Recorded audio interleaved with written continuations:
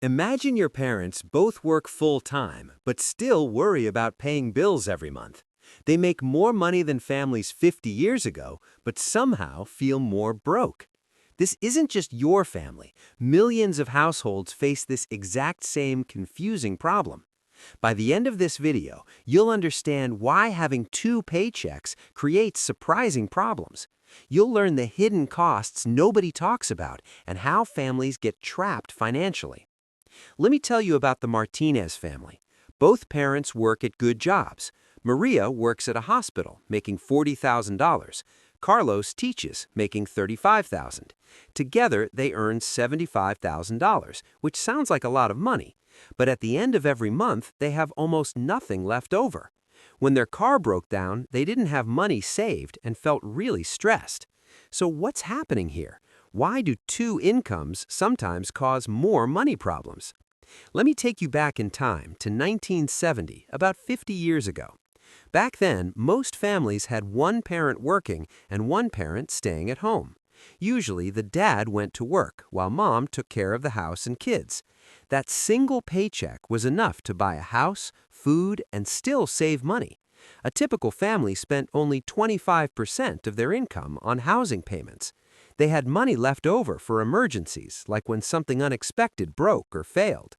Kids went to good public schools in their neighborhood without parents paying extra tuition. And here's the really important part. They had a secret backup plan for emergencies. If dad lost his job, mom could go to work and bring money home.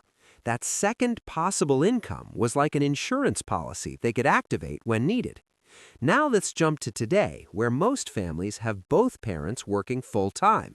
About 60% of married couples with kids have both mom and dad working. Families today earn more total money than families did 50 years ago, actually. So if we're making more money, why do so many families feel broke? The answer is simple. The cost of basic things grew way faster than paychecks. Let me show you what happened to house prices first. It's pretty shocking, honestly. In 1970, a typical house cost about $200,000 in today's dollars. Today, that same typical house costs over $400,000, literally double the price. Houses now take up about 40 to 50% of family income instead. Remember when kids could just go to neighborhood schools without parents worrying about quality? Now families move to expensive neighborhoods just to get into good school districts nearby. This makes houses in good school areas cost way more than similar houses elsewhere.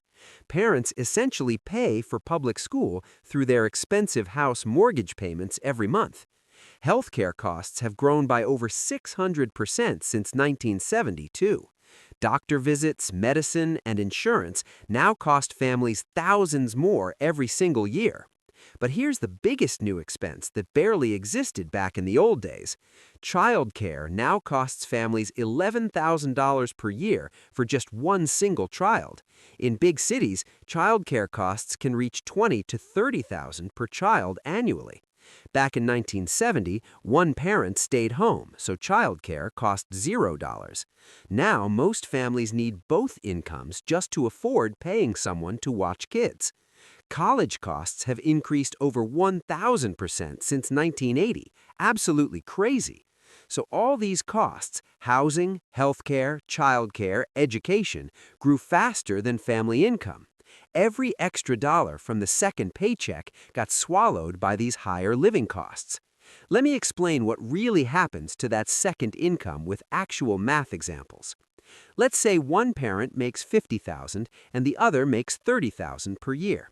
That's $80,000 total, but watch what happens to the second $30,000 income. First, the government takes taxes. About 30% disappears for federal and state taxes. That $30,000 is now about $21,000 after paying all the required taxes. Then childcare costs about $12,000 per year, so subtract that from what's left. Now we're down to $9,000 remaining from that $30,000 original paycheck. Both parents need to drive to work. Gas and car maintenance cost money too. Transportation for the second worker costs about $5,000 every year on average. We're down to $4,000 left from that original $30,000 paycheck. When both parents work all day, nobody has energy to cook dinner from scratch. Families spend more on takeout food, delivery, and prepared meals to save cooking time. They also hire help for cleaning, lawn care, and other tasks someone might do. These convenience expenses add another $4,000 or more each year to budgets. Now that $30,000 income is worth basically zero or even negative money. Someone works 40 hours every week, but the family barely gains any real money. Yet the family sees that $80,000 total income and thinks they're doing well. They buy a house and cars based on having two full incomes coming in. The bank says you can afford a $300,000 house with $80,000.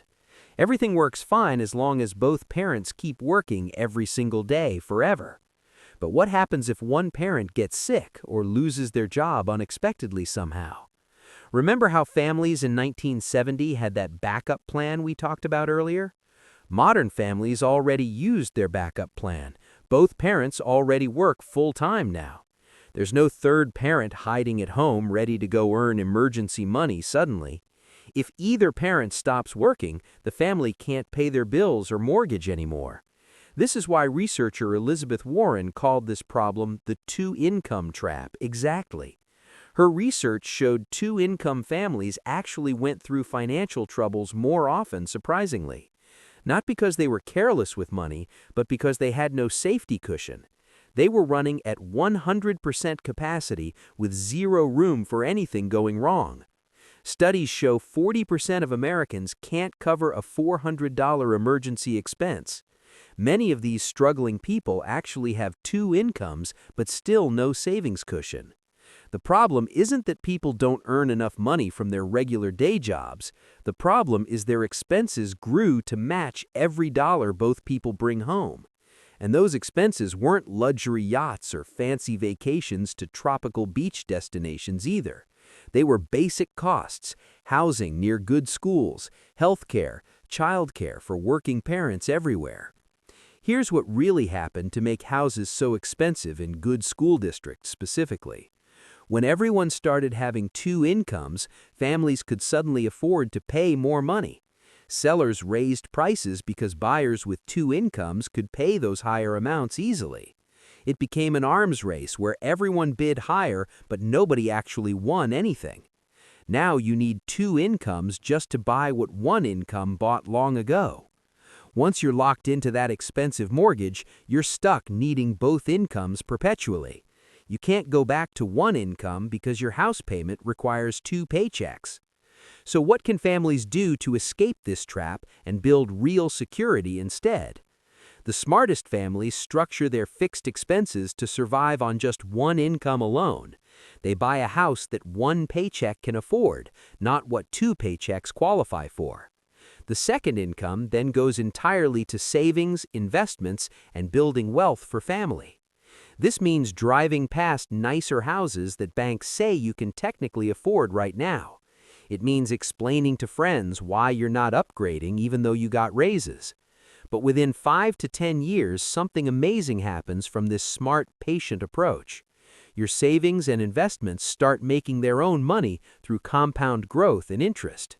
You're no longer scared that one job loss would destroy everything your family built. You can make decisions based on what's best, not just what pays the bills. The two-income trap isn't about income, it's about losing flexibility and choices completely. Our grandparents had something valuable we traded away: the ability to handle unexpected problems safely. Families who thrive aren't the ones earning most, they're ones keeping flexibility and options. Now you understand the trap. The real question is, what will you do differently today?